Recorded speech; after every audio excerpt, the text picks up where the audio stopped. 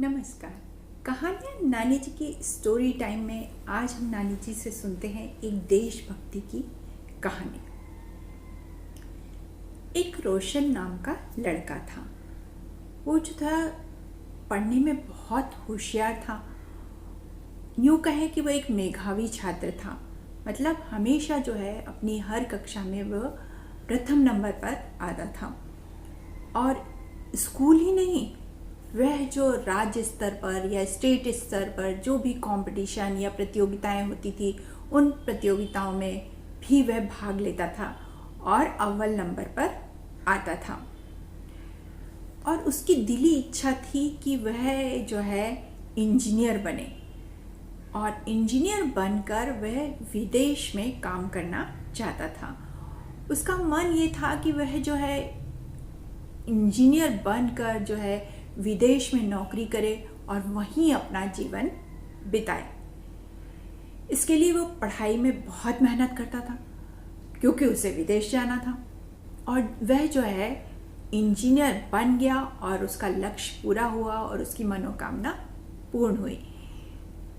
तब जो है उसे एक विदेश में एक बड़ी सी कंपनी में नौकरी भी मिल गई। और जो है वहाँ पर कंपनी ने उसे एक बड़ा सा फ्लैट भी दिया।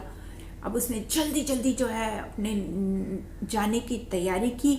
बड़ा खुश था कि उसका सपना जो है वो पूरा होने जा रहा है। तो इसलिए वो बड़ा खुश विदेश पहुँचा और वहाँ पर अपने घर में रहने लगा। वह जो है बाहर की बड़ी बड़ी बिल्डिंग और सुंदर सुंदर सड़कें, गोरे गोरे लोग और परियों जैसी स्त्रियां और जो है बहुत सुंदर सुंदर पार्क वगैरह देख के जो है उसकी आंखें जो है चौंधिया गई और वह बहुत आश्चर्यचकित हो गया और बहुत खुश हुआ यह सब देखकर। पर फिर क्या हुआ, थोड़े ही दिनों में जो है उसका मन इन सब चीजों से ऊबने लगा। क्यों? क्योंकि वहां कोई उसका हमजोली नहीं था, कोई उसका सुख दुख बांटने वाला नहीं था, कोई उसका हालचाल पूछने वाला नहीं था। तो वह जो है बड़ा उदास सा रहने लगा और उसका मन जो है इस विदेशी कामकाज या विदेश में रहने से जो है हटने लगा। एक दिन क्या हुआ, उसकी तबीयत खराब हो गई। अब जब उसकी तबीयत खराब हुई तो वह सोचने लगा कि भारत में तो पूरा उसका परिवार, उसके आसपास के दोस्त सब उसका हालचाल पूछने आने लग जाते हैं, परंतु यहाँ तो कोई भी नहीं है, कोई भी उसका हालचाल पूछने नहीं आया। तब वह जो है बड़ा दुखी हुआ और उसकी तबीयत थोड़ी ज़्यादा खराब हो गई तो उसे हॉस्पिटल में भर्ती किया गया। अब जब उसे हॉस्पिटल में भर्ती किया गया तो वहाँ भी उसे कोई देखने नहीं आया और वह जो है अकेला अस्पताल में पड़ा रहा और सोचने लगा कि यदि मैं भारत में होता तो मुझे जो है अपने परिवार के सब लोग मेरा हालचाल पूछते, आस पड़ोस के लोग और मेरे दोस्त लोग जो है सब मेरा हालचाल पूछने आते, परंतु यहाँ तो कोई भी नहीं है।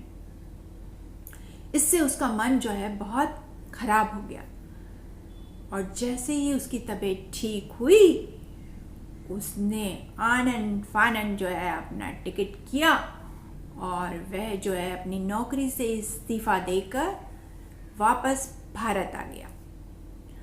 और जैसे ही वह भारत में आया तो वह हवाई जहाज से उतरा तो बहुत ही उससे उसके दोस्त लोग, उसके सभी परिवार के लोग उसका स्वागत करने के लिए वहाँ पर उपस्थित थे। तब वह जो है उतर कर उसने अपनी धरती को चूमा और उसे धन्यवाद किया। तो इस तरह से वह जो है विदेश में ज़्यादा समय नहीं रह पाया और उसे अपना जो है देश याद आने लगा।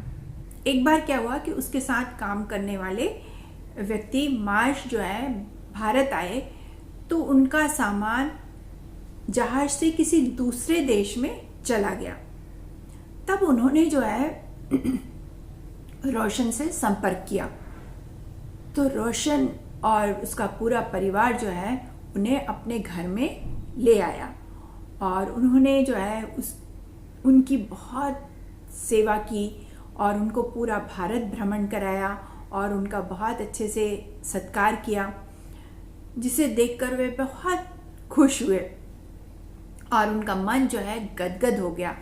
और उनके मन में यह आत्मग्लानि भी होने लगी कि जब रोशन विदेश में आया था तब उन्होंने तो उसकी ऐसे सेवा सत्कार नहीं किया। और वे ये भी सोचने लगे कि हमारे देश में तो कोई भी किसी का इस तरह से हालचाल नहीं पूछता और ना ही ऐसे किसी की सेवा शुश्रूषा करता है। वे इन सब चीज़ों को देखकर बहुत खुश हुए और जब वे अपने वापस जाने की तैयारी करने लगे तो उनकी आत्मा ने इस सेवा सत्कार के कारण जो है उन्हें जाने से रोक दिया और वे सोचने लगे कि काश मैं यहाँ पैदा हुआ होता। और उन्होंने जो है फिर हिंदी सीखी पूरी लगन के साथ में और उन्होंने भारत में ही रहने का निर्णय कर लिया। तो इस प्रकार सारे जहां से अच्छा हिंदुस्तान हमारा। अब रोशन जो है अपनी महत्वाकांक्षा को पूरा करने के लिए विदेश गया, परंतु जो है उसे उसका जो देश प्रेम है उसे वापस अपने देश में ले आया। तो कोई भी व्यक्ति जो है अपने परिवार और अपने देश को छोड़कर सुखी नहीं रह सकता। यही थी आज की कहानी, सारे जहां से अच्छा हिंदुस्तान हमारा। कहानी अच्छी लगी हो तो इसे लाइक करें और ज़्यादा से ज़्यादा लोगों को शेयर करें, जिससे वे लोग भी नानी जी की कहानियों का आनंद उठा सकें।